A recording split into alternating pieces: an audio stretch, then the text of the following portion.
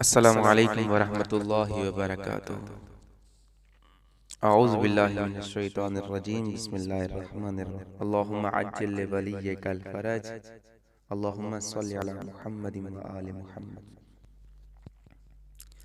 गुज़िश्ता दर्स में हमने अर्ज़ की थी कि हमें ज़हूर के बारे में, इंतज़ार के बारे में आमियाना नज़र से आलमाना नज़र की तरफ रुजू करना, आलमाना गुफ्तगू करनी। इसी तसलसल को आगे बढ़ाते हुए अर्ज करते हैं, हमने एक रिवायत पढ़ी है कि ज़हूर की निशानी ये निशानी है, ये निशानी है, ये निशानी है। फिर उस निशानी पर गौर किया तो देखा ये निशानी तो रोनमा हो चुकी थी। किताब उठाई और उस्ताद मोहतरम के पास गए और कहा, आगा ये निशानी तो पूरी हो चुकी है, यानी अब ज़हूर हो जाना चाहिए।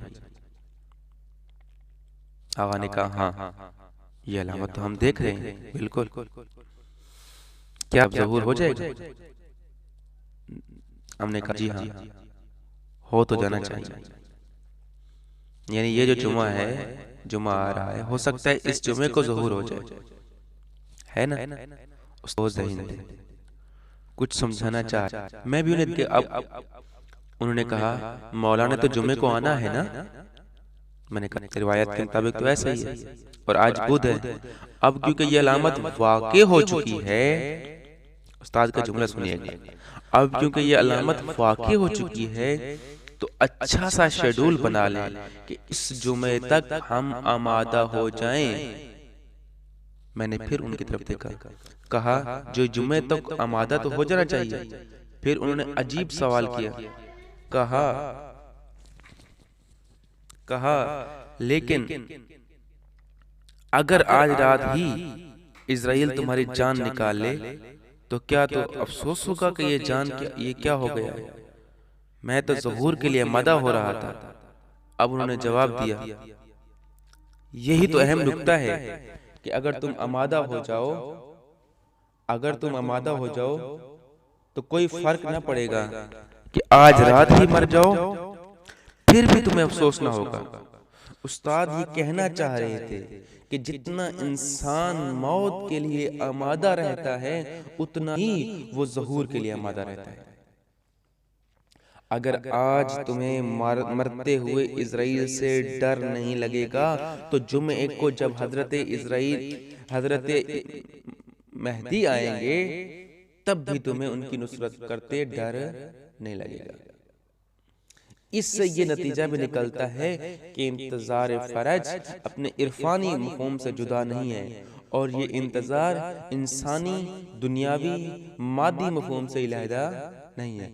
कोई अगर इस दुनिया को पिंजरा ना समझे और इस पिंजरे से आज़ाद होने की ख्वाहिश ना रखे तो उसने अपने वजूद में इस इरफानी इंतजार को हासिल नहीं किया है, और तो वो इस फितरी इंतजार को भी अपने वजूद में परवान ना चढ़ा सकेगा। इंतजार यानी जी, इंतजार के 5 अनासिर हैं। नंबर 1 है मौजूदा सूरत हाल पर एतराज। ये नुक्ता अहम है, हमें दुनिया में पेश आने वाले इन हालात पर एतराज है, लेकिन ये एतराज भी आमियाना और सतही ना हो। यानी हमें दुनिया में होने वाले जुल्म सितम पर एतराज है, अपनी जाती जिंदगी में गुनाहों की ज्यादती पर एतराज है। हम इन हालात से राजी नहीं हैं। यानी एतराज दोनों तरीके से, जाती जिंदगी पर भी और आलमी जिंदगी पर भी, मौजूदा दुनिया हालात पर भी एतराज। ये पहला अंसर है इंतजार का। दूसरा अंसर है, दूसरा तवज्जो कीजिए, तो फिर आप क्या चाहते हैं? आपको किस तरह के हालात चाहिए? जिस तरह खराब हालात का इल्म हो तब उस पर एतराज हो सकता है, इसी तरह इस बात का भी इल्म हो कि इसकी बजाय हमें क्या चाहिए। यानी पहला नुक्ता क्या था? एतराज करना हालात। दूसरा है कि कौन से हालात चाहिए, हमें क्या चाहिए। क्या आपको इल्म है कि मगरिब में रहने वाले बहुत सारे लोगों को ये इल्म ही नहीं है कि इन्हें अपने सिस्टम के बदले कौन सा सिस्टम चाहिए। मगरिबी लोगों को बताओ कि एक और किस्म की जिंदगी भी है तो वो पूछते हैं किस तरह की है। यानी इन्हें ये इल्म नहीं है कि इससे बेहतर भी जिंदगी हो सकती है। हमने शख्सन उन लोगों से गुफ्तगू की है। बहरहाल वज़ीयत मतलूब का इल्म होना जरूरी है कि हम किस किस्म के हालात की ख्वाहिश और तलब रखते हैं। उनसे कहो कि वज़ीयत मतलूब क्या है, वो कहते हैं जो कुछ हमें चाहिए अभी मौजूद है, और क्या चाहिए। और जब इन्हें बताओ समझाओ तो फिर कहते हैं हाँ यार, कह तो तुम भी ठीक रहे हो।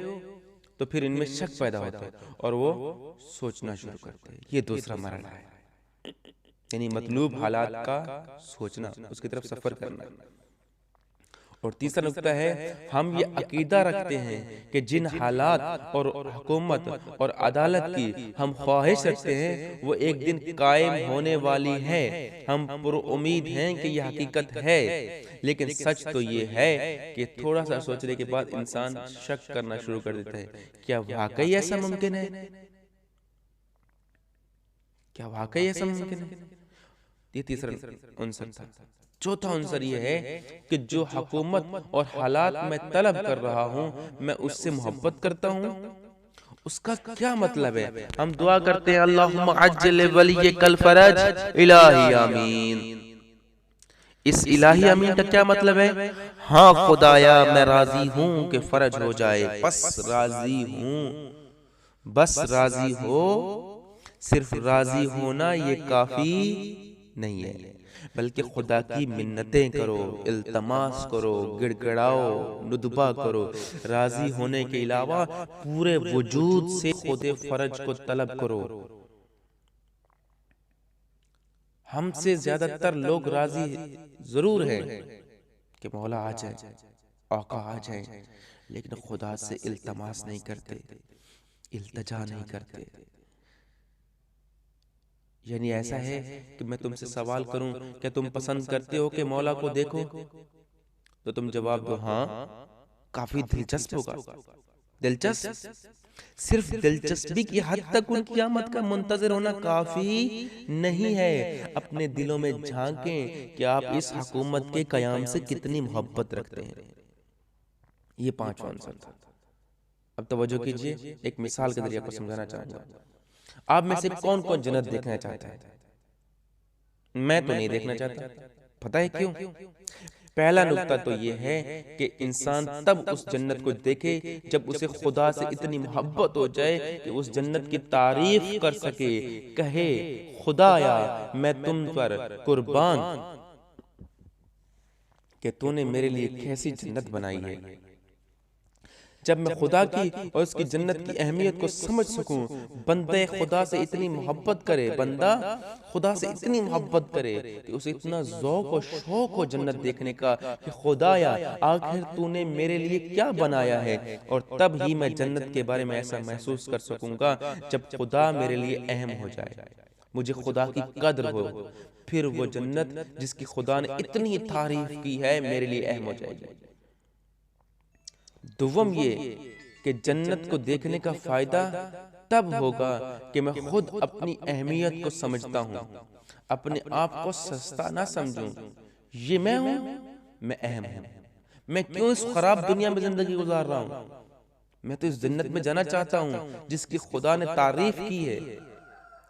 सुवम ये कि मेरी आंखें दुनिया की नेमतें देखकर अंधी न हो चुकी हूँ।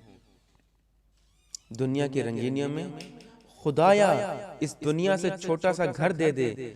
जन्नत लेकर मैंने क्या करनी है? जो इस दुनिया की